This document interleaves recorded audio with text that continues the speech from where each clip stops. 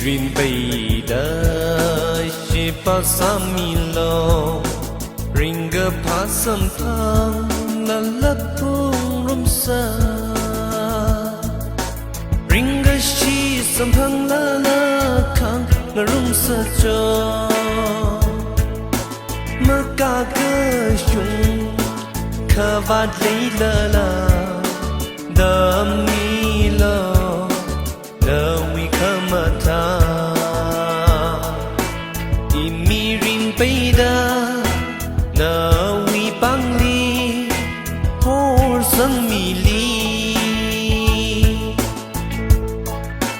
Makat kashum kala kalay iwi yaron ngachana Tamiloili hitaya chitaya da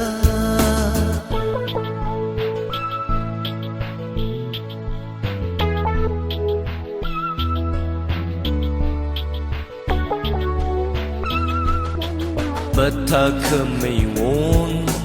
yur jumida shok salala iwi vang vanamang shapai raning lina hi iwi nada mapaglisa mirin paida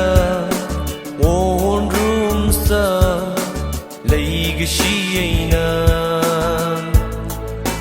Manarim gaha